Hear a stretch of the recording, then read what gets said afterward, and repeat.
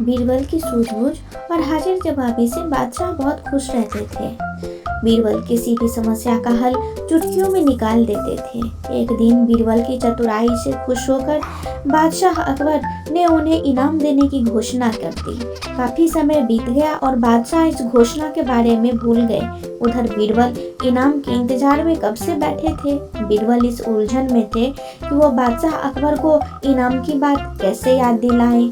एक शाम बादशाह अकबर यमुना नदी के किनारे सैर का आनंद उठा रहे थे कि उन्हें वहां एक ऊंट घूमता हुआ दिखाई दिया। ऊंट की गर्दन देख राजा ने बीरबल से पूछा, बीरबल, क्या तुम जानते हो कि ऊंट की गर्दन मुड़ी हुई क्यों होती है? बादशाह अकबर का सवाल सुनते ही बीरबल को उन्हें इनाम की बात याद दिलाने का मौका मिल गया। बीरबल ने झट से उत्तर दिया, महाराज, दरअसल यह ऊंट किसी से किया हुआ अपना वादा भूल गया था, तब से इसकी गर्दन ऐसी ही है। बीरबल ने आगे कहा, लोगों का यह मानना है कि जो भी व्यक्ति अपना किया हुआ वादा भूल जाता है उसकी गर्दन इसी तरह मुड़ जाती है। बीरबल की बात सुनकर बादशाह हैरान हो गए और उन्हें बीरबल से किया हुआ अपना वादा याद आ गया। उन्होंने बीरबल से जल्दी महल चलने को कहा।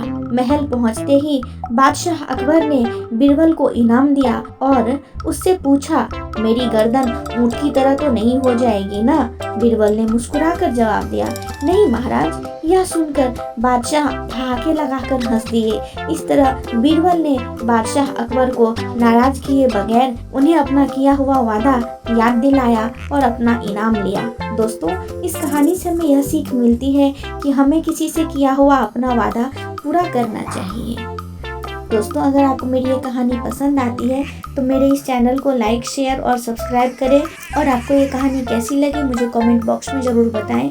धन्यवाद।